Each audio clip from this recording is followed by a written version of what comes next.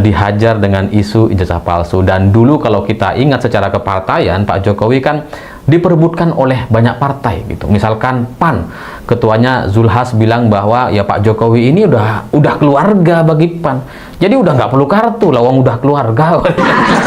Ya Pak Jokowi ini PAN banget lah menurut Pak Zulhas gitu ya. Dan kemudian ya didoakan supaya masuk kepada partai PAN dan sebagainya. Dan setelah itu, setelah partai PAN, partai Golkar juga melakukan hal yang sama gitu.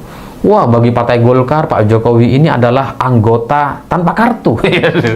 Udah anggota dan nggak perlu kartu karena ini spesial khusus dan sebagainya. Dan banyak sekali elit-elit partai Golkar itu mendoakan supaya Pak Jokowi memilih partai Golkar. Tapi itu dulu, ketika Pak Jokowi belum dipecat oleh PDI Perjuangan, ketika Pak Jokowi masih menjadi anggota kader PDI Perjuangan.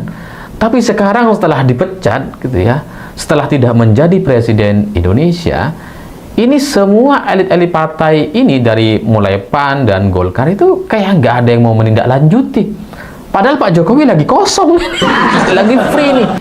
Boleh dia kemudian diambil gitu. Kenapa kemudian sekarang semuanya orang diem tuh?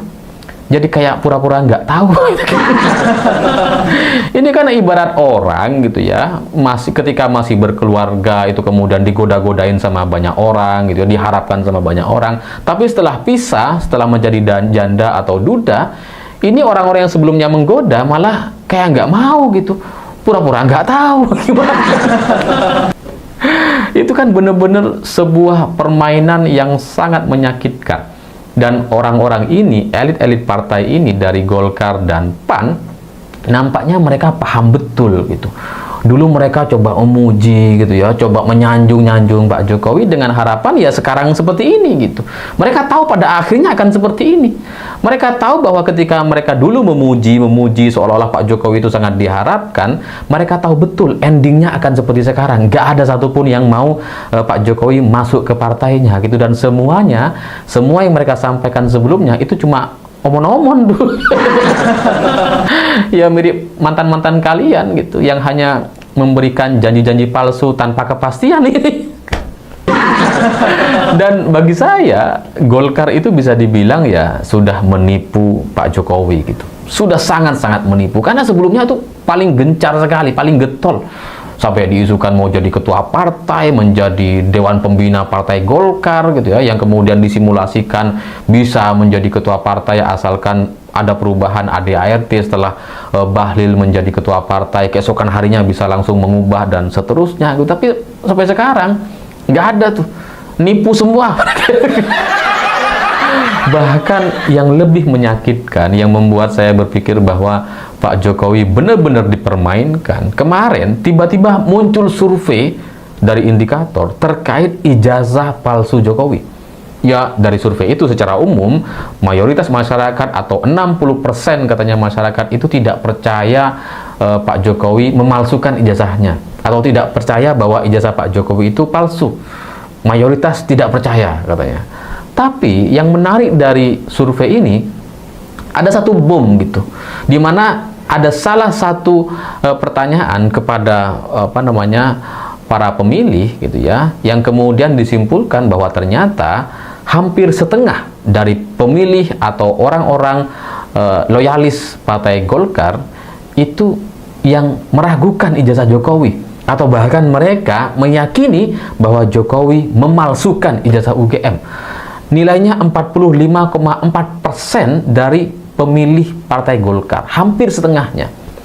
Ini secara survei mengejutkan, karena kalau dibandingkan dengan partai lain, misalkan PDI Perjuangan, dari survei yang sama, dari pertanyaan yang sama soal ijazah Jokowi, itu dari PDI Perjuangan saja hanya 25% pemilih yang mencurigai ijazah Pak Jokowi itu palsu. Bahkan dari PKS yang 10 tahun menjadi oposisi Jokowi, itu juga hanya 24% yang mencurigai ijazah Pak Jokowi itu palsu. Tapi Golkar 45,4%, hampir setengahnya. Ini seolah-olah ingin menjadi sebuah data yang dianggap valid dan bisa diakui bahwa Partai Golkar tidak bisa menerima Jokowi. Itu nanti bisa dijadikan alasan gitu. Kalau Pak Jokowi masuk ke Partai Golkar ini nggak sesuai dengan suara pemilih. Karena hampir setengah dari para pemilih Partai Golkar itu mencurigai ijazah Pak Jokowi palsu. Jadi itu bisa dijadikan alasan oleh para elit partai. Oh, Pak Jokowi nggak bisa masuk ke Golkar, loh, pemilih Golkar nggak terima kok. Jadi ini kan benar-benar dipermainkan betul gitu ya. Jadi orang-orang elit-elit Partai Golkar itu sedang menikmati permainan ini dan bahkan memunculkan survei yang seperti itu. Saya nggak tahu bagaimana kemudian metode survei bisa memunculkan data yang begitu, tapi survei indikator itu sudah dipublikasikan dan sudah ada beritanya di mana-mana. Jadi ketika Pak Jokowi kemudian seperti ditolak oleh Partai Golkar dan kemudian Partai PAN juga seperti tidak berbicara lagi dan tidak ada niatan untuk mengajak Pak Jokowi masuk ke Partai PAN, maka hari ini jalan terakhirnya adalah Pak Jokowi ingin masuk kepada Ketua Umum Partai PSI, ingin masuk ke PSI ya, karena yang lain udah nggak bisa gitu. PAN nggak ada suara, Golkar juga memberikan penolakan yang keras, bahkan kemarin terbaru lewat survei, ya meskipun itu katakanlah, oh, itu kan survei indikator, Golkar tidak ikut-ikutan, tapi tapi gimana caranya kita bisa percaya dengan klaim-klaim yang seperti itu gitu. Jadi ketika Pak Jokowi tidak diterima oleh semua partai yang sebelumnya mengajaknya dan kemudian berniat untuk masuk ke PSI, itu bagi saya adalah sebuah jalan terakhir, adalah sebuah kekalahan politik dari seorang Jokowi yang menunjukkan bahwa semua opsi yang sudah dia buat ketika masih menjadi presiden. Oke. Halo teman-teman, kembali lagi bersama saya di channel ini. Salam NKRI harga mati. Teman-teman, ini sangat membuat kita khawatir akan masa depan negara ini ketika masih banyak orang-orang yang hanya memikirkan dirinya sendiri. Bahkan kita tahu oknum-oknum yang sering cari panggung ya. Saya sering mendengarkan sebuah cuplikan video di kala itu ketika awak media menanyakan kepada Jokowi, mantan Presiden Republik Indonesia, apakah Bapak akan terus berkecimpung di dunia politik? Dengan santai si Raja Jawa menjawab, dia akan berdiam diri di Solo dan menjadi masyarakat biasa. Seharusnya kalau ia dapat dipegang omongan seperti itu, maka cawe-cawe tidak ada dari diri Jokowi, ataupun beliau akan tetap fokus menjadi masyarakat biasa. Namun realita yang kita lihat, apa yang dilakukan oleh Jokowi, ya, yang ia lakukan hanya mendukung anaknya yang dikala itu tidak cukup umurnya. Nah, kalau saya melihat pergerakan-pergerakan yang dilakukan oleh Mulyono ini, ya, itu masih cari panggung. Saya nggak tahu tujuannya apa, mungkin ada tujuan besar di 2029, tetapi saya yakin bahwa masyarakat tidak bisa dibodoh-bodohin dalam hal ini. Topik kita pada kesempatan kali ini yaitu partai PPP menolak Jokowi. Kenapa ditolak? Karena Jokowi tahu bahwasanya sekarang dia bukan siapa-siapa. Ketika ia keluar dari PDI Perjuangan, itu cukup menyakitkan hati masyarakat. Jokowi lupa bahwasanya dia sampai di titik setinggi itu, kursi yang paling tinggi di negara kita, itu karena kendaraan PDI Perjuangan, bukan karena kehebatan Jokowi ataupun karena relasi-relasi Jokowi, tetapi hanya karena PDI Perjuangan mendukung beliau dalam memenangkan setiap pilpres yang ada di kala itu. Sekarang ketika ia dengan sombongnya keluar dari PDI Perjuangan mendukung anaknya, maka PDI Perjuangan dengan legowo menerima semua hal itu, dan saya yakin bahwa Bu Mega tidak akan pernah diam akan hal ini. Kita lihat pastinya sekelas Jokowi ketika masuk di partai, dia tidak masuk menjadi anggota biasa. Artinya dia harus mempunyai kedudukan. Kalau kita melihat kesempatan-kesempatan yang besar, itu hanya terdapat pada partai-partai yang kecil. Kalau dia mau masuk di Partai Gerindra, itu sudah sangat tidak mungkin karena ada Prabowo di dalamnya. Dan dia sulit untuk setting orang-orang seperti itu. Kalau kita melihat peluang besar dia masuk di mana? Di Golkar juga sangat sulit. ada Bahlil di sana yang memang sudah top dalam memimpin, dan tentunya Bahlil tidak mau menjadi babunya seorang Jokowi.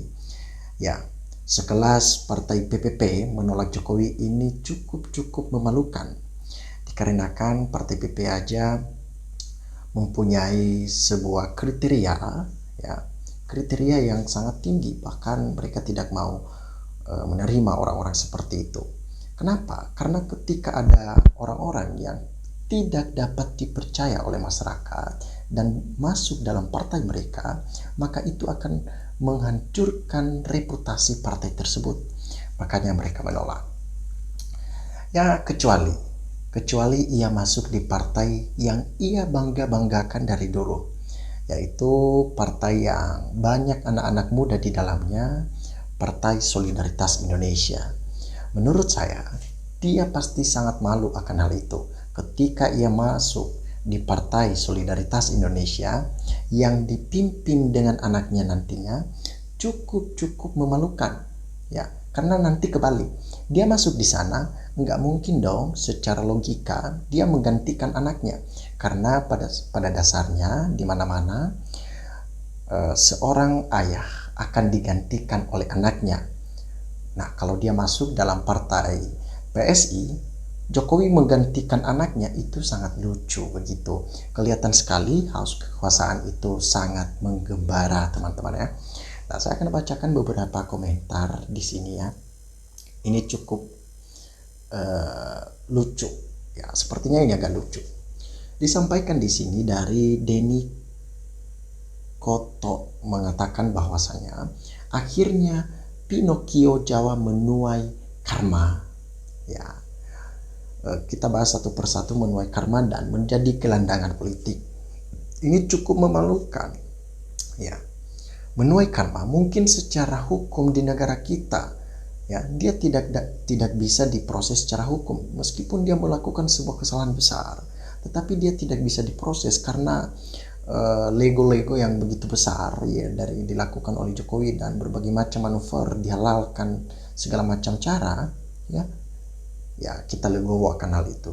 Tetapi yang tetap dialami oleh Jokowi adalah karma pasti berlaku. Karma Bu Mega itu pasti berlaku dan pelan-pelan dialami oleh Gibran dan bahkan nantinya anak-anaknya. Mungkin di masa Jokowi dia tidak mengalami hal itu, tetapi saya yakin anak-anaknya akan mengalami karma yang dilakukan oleh Jokowi. Doa masyarakat Indonesia yang dimana mereka sakit hati melihat kelakuan Jokowi yang hanya memikirkan dirinya sendiri tanpa memikirkan masyarakat banyak, itu pasti dia akan menuai semuanya itu. Ya, PPP akan lebih hancur jika Jokowi bergabung. Biarkan dia bergabung di PSI. Ya, makanya saya katakan tadinya, memang ini sebuah penghambat ketika orang-orang seperti ini masuk dalam partai yang cukup dikenal di kalangan masyarakat. Teman-teman, silakan berikan tanggapan teman-teman di dalam kolom komentar ini, sehingga kita dapat bertukar pikiran antar satu dengan yang lain lewat kolom komentar ini. Terima kasih teman-teman. NKRI harga mati.